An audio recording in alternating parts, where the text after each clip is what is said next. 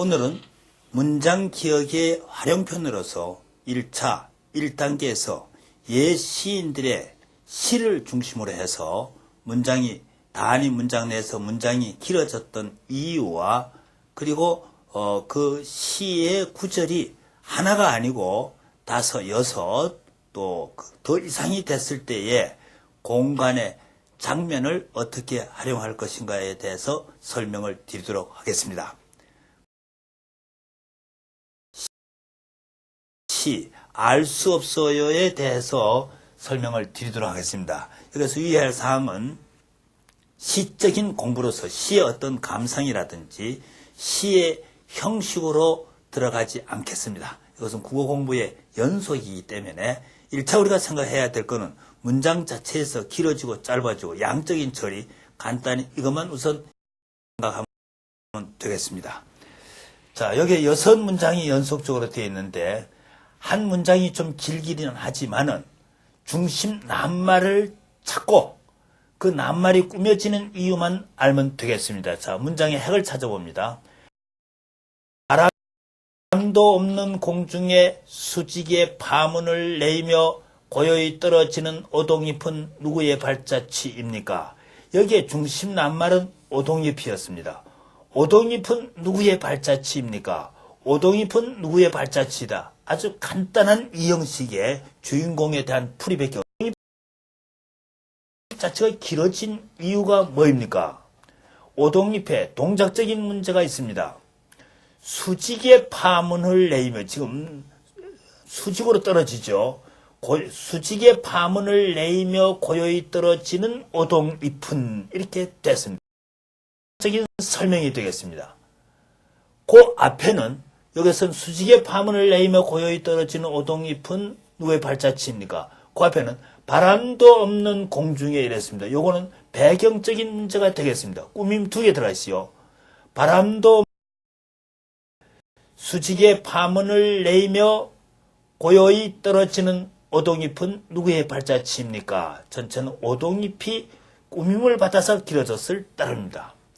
다음에 2번의 문장을 읽어보겠습니다. 지리한 장막 끝에 서풍에 몰려가는 무서운 검은 구름의 터진 틈으로 언뜻 보이는 푸른 하늘은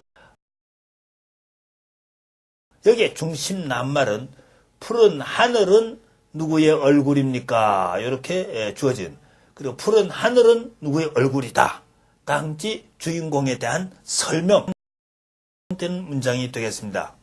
자, 여기서 푸른 하늘이 길어진 것은 자, 푸른 하늘 앞에 있는 문장들을 보십시오. 검은 구름의 터진 틈으로 언뜻 보이는 자, 무서운 검은 구름의 터진 틈으로 언뜻 보이는 푸른 하늘은 누구의 얼굴입니까? 이 무서운 검은 구름을 또 다시 한 번 더 꾸몄습니다. 그 무서운 검은 구름은 지리한 장막 끝에 서풍에 몰려가는 자 이렇게 해서 꾸밈도 또 2개가 들어가 있어요. 지리한 장막 끝에 서풍에 몰려가는 동작적인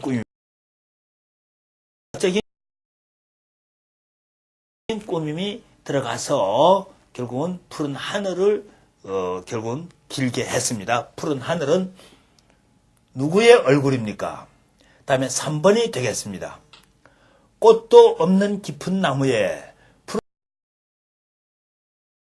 하늘로 스치는 알 수 없는 향기는 누구의 입김입니까? 여기서 우선 향기는 누구의 입김입니까? 여기서 꽃도 없는 깊은 나무에 이거는 배경적인 문제가 되고 꽃도 없는 깊은 나무에 푸른 그러니까 나무 밑에 나 있는 이끼를 그리십시오. 배경적인 겁니다.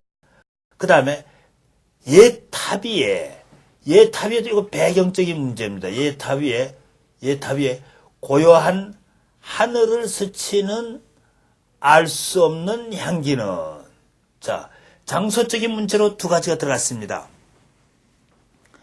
꽃도 없는 깊은 나무에, 이것도 하나의 배경적인 요소입니다. 거기에다 다시 꽃도 없는 깊은 나무에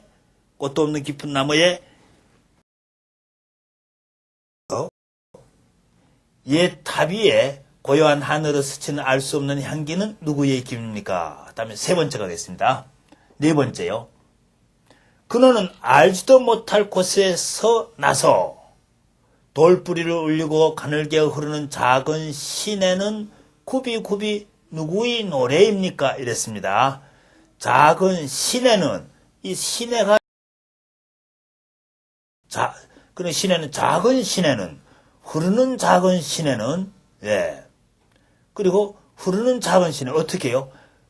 가늘게 흐르는 작은 시내는, 동작적이 가늘게 흐르는 작은 시내는, 그 다음에 돌뿌리를 울리고, 예? 이것도 동작적인 두 번째 설명. 그너는 알지도 못할 곳에서 나서, 장소적인 문제입니다. 네? 자, 그너는 알지도 못할 곳에서 나서 돌뿌리를 울리고 가늘게 흐르는, 돌뿌리를 울리고 가늘게 흐르는, 요거 이렇게 두 개가 이렇게 연결됐어요. 작은 시내는 굽이굽이 누구의 노래입니까? 다음에 5번 문장이 되겠습니다. 연꽃 같은 발꿈치로 가히 없는 바다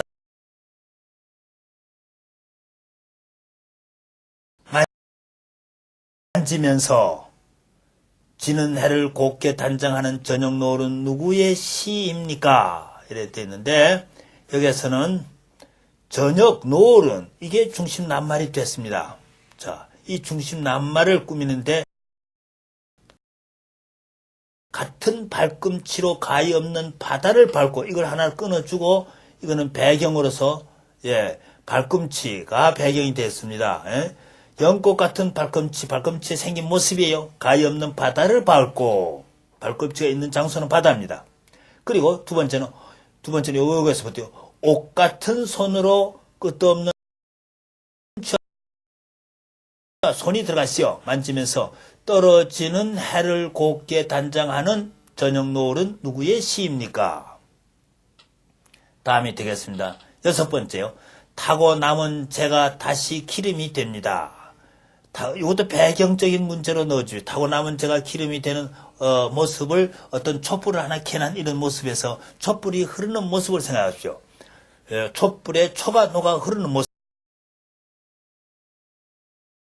타는 이제 배경적인 문제는 촛불이 하나 켜져 그칠 줄 모르고 타는 나의 가슴은, 자, 나의 가슴을 꾸미는 말이 요게 중심 낱말이고, 그 가슴은 그칠 줄 모르고 타는 나의 가슴은 누구의 밤을 지키는 약한 등불입니까?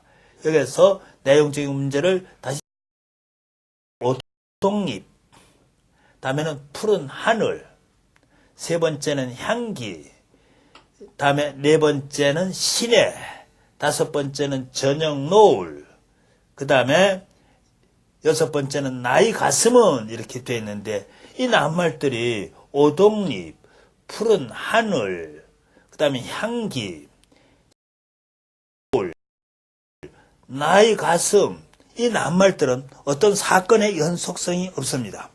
그 하나하나에 대한 어떤 사실적인 문제를 서술적으로 풀었을 따름이기 때문에 내용의 연결성이 없기 때문에 이 낱말이 차례대로 나오지 않습니다. 그럼 이 낱말을 차례대로 나오게 하기 위해서 이 옆에 그림이 이제 필요했습니다.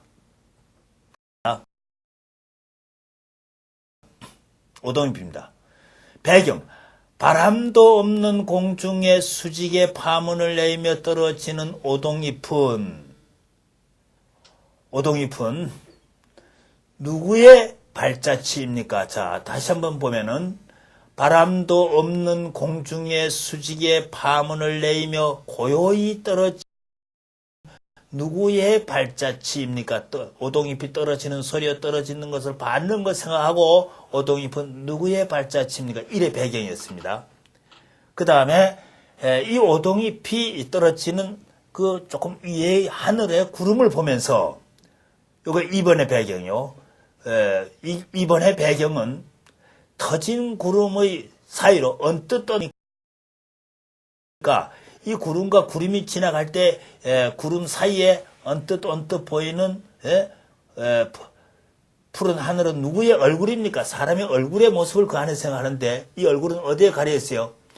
지리한 장막 끝에, 지금 지리한 장막 끝에 서풍에 몰려가고 있는 이런 모습입니다. 자, 지리한 장막 끝에 서풍에 몰려가는 무서운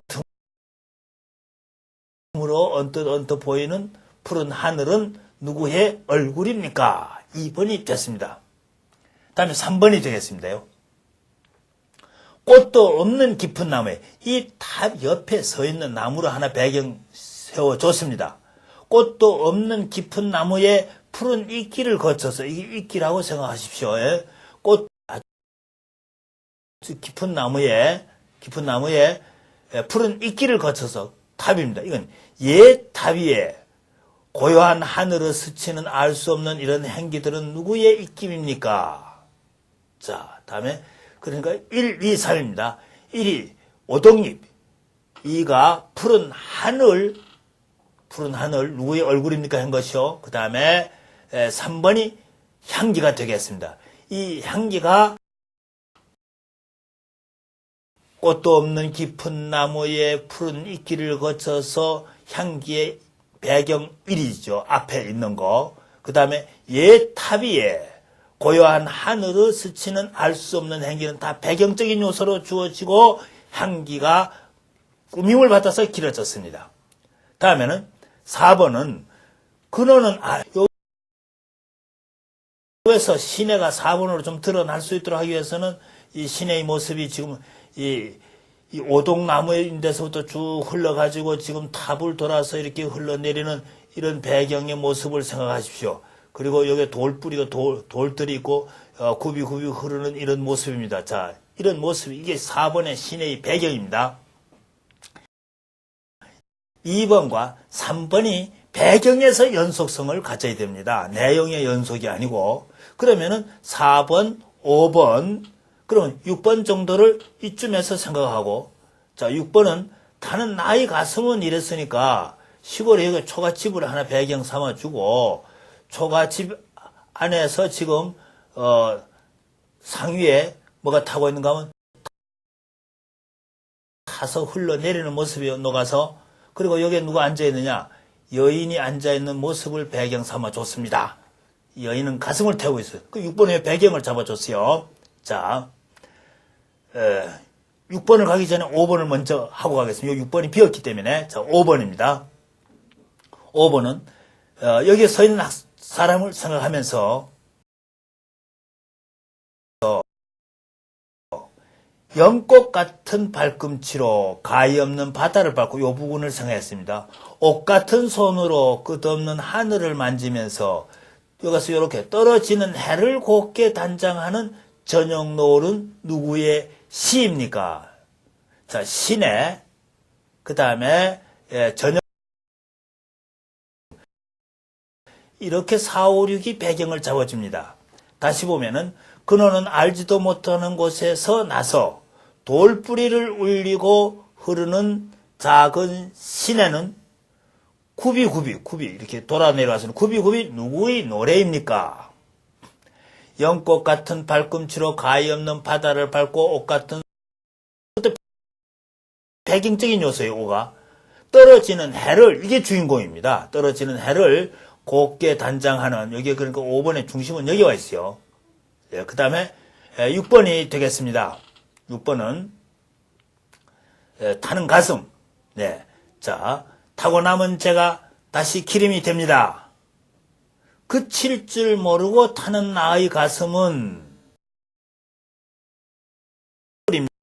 입니까?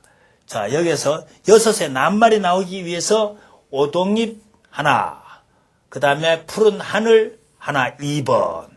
그 다음에 향기. 그래서 1, 2, 3을 항상 끊어주세요. 그 다음에 4, 5, 6은 시내. 5는 떨어지는 해입니다. 이 서 있는 이 5번의 배경적인 요소예요. 저녁 노을의 배경적인 요소입니다. 저녁 노을을 보고 있는 장면이에요. 그리고 타고 남은 제도 불태우는, 가슴을 불태우는 여인의 배경적인 요소로 봐주면 되겠습니다. 그래서 낱말이 4, 5, 6, 2, 시내와 그리고 저녁 노을과 그리고 있어야지 그 전체의 양을 처리할 수가 있습니다. 다시 한번 전체를 읽어보겠습니다. 우선 중심된 낱말 1이 오동잎이었습니다. 그 다음에 푸른 하늘이 배경이 주어지고 푸른 하늘은 지금 무서운 검은 구름에 이렇게 가려져 있어요. 그리고 옛 탑에 향기가 나왔습니다. 향기였습니다. 4번이 시내와 그 다음에 5가 저녁 노을과 6번이 타는 나의 가슴 이렇게 됐습니다. 그 중심 낱말에 의해서 무엇은 무엇이다라고 이 형식의 형식으로 주어져 있는데 그 중심 낱말은 전체 꾸밈을 받아서 길어졌습니다. 자, 1번 오동잎은요. 꾸밈이 주어집니다. 바람도 없는 공중이 배경입니다. 바람도 없는 공중에 수직의 파문을 내이며 고요히 떨어지는 오동잎은 누구의 발자취입니까? 2번이 되겠습니다. 푸른 하늘은 어떤 배경입니까? 지리한 장막 끝에 서풍에 몰려가는 무서운 검은 구름의 터진 틈으로 언뜻 보이는 푸른 하늘은 누구의 3번입니다. 향기의 배경적인 요소로 나무가 나왔습니다. 꽃도 없는 깊은 나무의 푸른 이끼를 거쳐서 옛탑 위에 고요한 하늘을 스치는 알 수 없는 향기는 누구의 입김입니까? 4가 시내로 나왔습니다. 그노는 알지도 못하는 곳에서 나서 돌뿌리를 울리고 흐르는 작은 시내는 굽이 누구의 노을이 되겠습니다. 배경적인 요소로서요. 연꽃 같은 발꿈치로 가히 없는 바다를 밟고 옷 같은 손으로 끝없는 하늘을 만지면서 떨어지는 해를 곱게 단장하는 저녁 노을은 누구의 시입니까? 6번 초가집에 앉은 여인의 모습입니다. 촛불을 켜놨는데 타고 남은 재가 다시 기름이 됩니다. 초가 녹아 떨어지는 그칠 줄 모르고 타는 나의 가슴은 누구의 밤을 지키는 약한 등불입니까? 이렇게 해서 6개의 낱말이 연이어지면서 그 낱말에서부터 꾸밈이 주어지고 이 꾸밈을 어떤 사실적인 시켜주면은 그 문장의 길이하고 내용하고가 배경 속에서 살아날 수 있습니다. 한용운 씨의 알 수 없어의 요의